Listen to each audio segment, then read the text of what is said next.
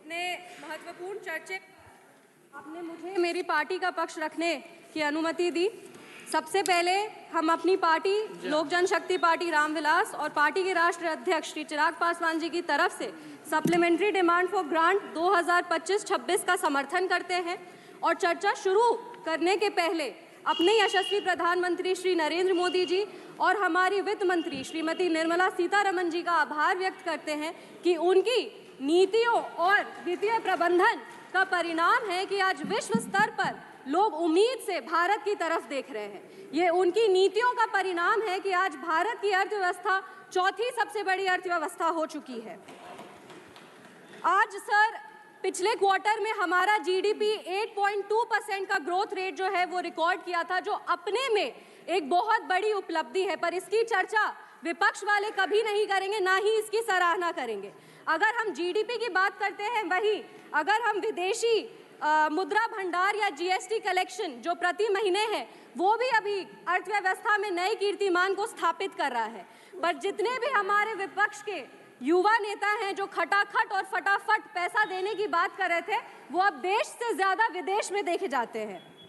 अगर हम supplementary demand for grant 2025-26 की बात करें तो इसमें लगभग जो पहला बैच रखा गया उसमें 1,32,268 करोड़ रुपए के अतिरिक्त व्यय की अनुमति मांगी गई है।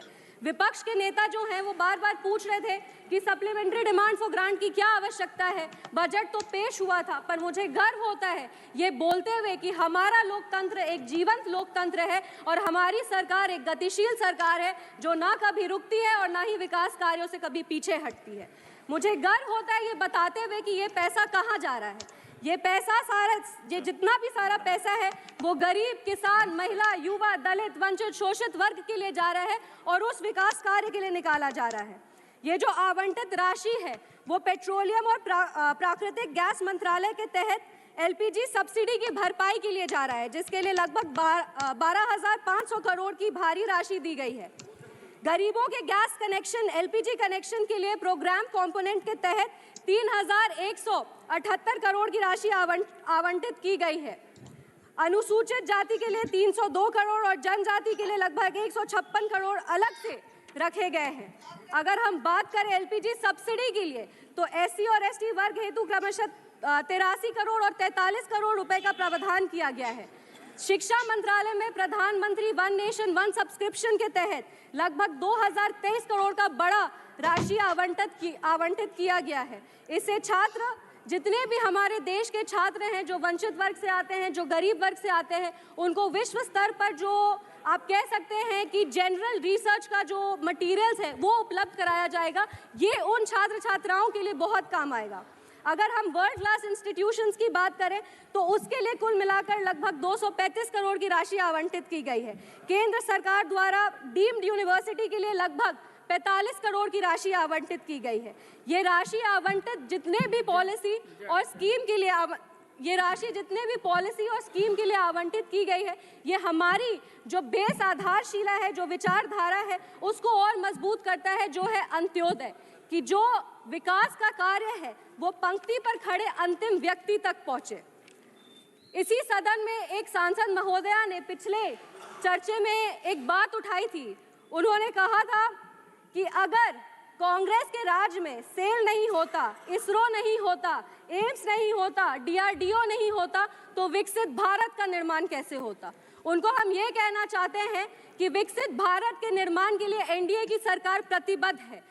किसी भी तरीके से शिलान्यास करने को और काम पूरा करने को, वो दोनों में बहुत ही अंतर होता है। इमारत की नींव को रख देने से मकान नहीं बन जाता है। आप सब ने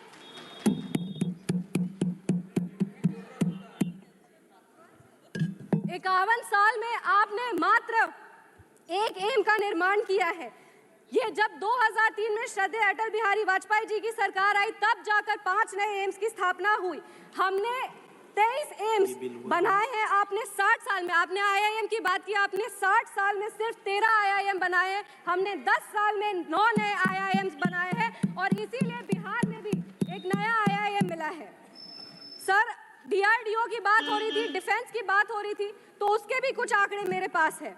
India recorded its highest ever defense production of 1.54 lakh crore in financial year 24-25. Defense exports reached a record of 23,622 crores and 16,000 MSMEs आज रक्षा के क्षेत्र में काम कर रहे हैं। जब आपके डिफेंस डील्स की बात होती है, जब आपने डिफेंस में क्या कहा, तो हमको जरूरत नहीं लगता कि आपको बताने की जरूरत है कि डिफेंस डील में आप लोगों ने क्या करके यहाँ पे रखा था। इस मौके पर जब हम अर्थव्यवस्था की बात करते हैं, अर्थव्यवस्था के आंकड़ों की बात करते हैं, तो ये हम लोग सिर्फ अर्थव्यवस्था में अपना रिकॉर्ड नहीं तोड़ रहे, हम लोग चुनाव परिणाम में भी अपना रिकॉर्ड तोड़ रहे हैं। हम बिहार से आते हैं और बिहार की तमाम जनता को हम प्रणाम करते हैं कि उन्होंने एक ऐसे सरकार को चुना, एक ऐसी गठबंधन को चुना जो नफरत और झूठी राजनीति से ऊपर उठकर विकास की राजनीति करती है। बिहार में सर सबसे ज्यादा लंबे समय कि डबल इंजन की सरकार को आप कह सकते हैं कि अगर आप साल दर साल देखेंगे तो सबसे ज़्यादा अगर डबल इंजन की सरकार कहीं रही है तो वो बिहार में रही है। और 20 साल बाद भी माननीय मुख्यमंत्री श्री नीतीश कुमार जी के खिलाफ कोई एंटी इनकम्बेंसी देखने को नहीं मिला। ये एनडीए की ताकत है, ये हमारे यशस्वी प्रधानमंत्री श्री नरेंद्र मोदी जी की ताकत है। चुनाव के दौरान बहुत ड्रामा देखने को मिला, मछली पकड़े जा रहे थे तालाब में कूद कूद के, पर बिहार ने पूरे देश को बताया है कि राजनीति ड्रामा से नहीं, राजनीति नीतियों से चलती है, विकास से चलती है, नेता से चलती है और नेतृत्व से चलती है। इसी नेता और नेतृत्व ने आज भारत की अर्थव्यवस्था को चौथी सबसे बड़ी अर्थव्यवस्था बना दिया है। कांग्रेस पार्टी का तो बिहार में इतना बुरा हाल था कि इनका जो चुनाव चिन्ह हाथ छाप, उसमें जितनी उंगलियां हैं उतने इनके विधायक ही बचे हैं अब बिहार में। बहुत ही जल्दी, 2 मिनट में बस समाप्त करें, बहुत ही जल्दी बिहार में भी कांग्रेस का वही पॉलिटिकल एक्सटिंक्शन होने वाला है जैसे दिल्ली में हुआ, आंध्र प्रदेश में हुआ। हम बिहार की बात कर रहे हैं, बिहार में जिस तरीके से सरकार काम कर रही है हम उसकी बात कर रहे हैं, तो ये बात भी हाईलाइट करना ज़रूरी है कि इंडिया अलायंस, मैंने पिछले सत्र में कहा था कि Bihar elections will be the last nail in India alliance coffin, और आज ये देखने को मिलता है कि मकर द्वार में साथ में प्रोटेस्ट तो करते हैं पर इतनी शर्मनाक हार के बाद ये दोनों एक दूसरे से आंख तक नहीं मिला पाते ये अलायंस वाले। आज अगर हम बात करेंगे तो जिस तरीके से इंडिया अलायंस वालों ने हमारे प्रधानमंत्री के खिलाफ अपमानजनक शब्द का प्रयोग किया, लोक जनशक्ति पार्टी और हम इसकी कड़ी निंदा करते हैं।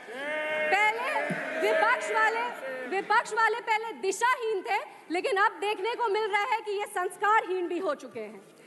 अगर हम बिहार की बात करें, बिहार ने एनडीए को बहुत बड़ी जीत दी है, बहुत मजबूती से सरकार को एक सशक्त सरकार चुना है। इसीलिए मेरी कुछ बिहार के लिए मांगे हैं जिसको हम सभा के पटल पर रखना चाहेंगे।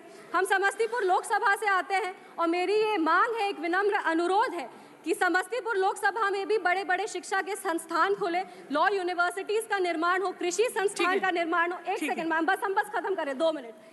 पटना, बिहार में बहुत युवाओं में पोटेंशियल है, एक आप कह सकते हैं टेक्निकल इंडस्ट्री को स्थापित करने का। पटना, समस्तीपुर, भागलपुर जैसे एरियाज़ को नोडल एरियाज़ बना करके यहाँ पे आईटी हब्स का निर्माण हो, आर्टिफिशियल इंटेलिजेंस के लिए यहाँ पे संस्थान बने, आर्टिफिशियल इंटेलिजेंस की यहाँ पे एक आप कह सकते हैं संस्थान जैसे ट्रेनिंग हो, ये सारे संस्थान का यहाँ पे निर्माण हो ताकि हमारा stop migration with through innovation का जो एक मुद्दा है उसको पूरा कर सके। बस 2 पंक्ति में हम श्री सुधाकर सिंह जी, ऑनरेबल मेंबर श्री सुधाकर सिंह, बात को खत्म करना चाहेंगे।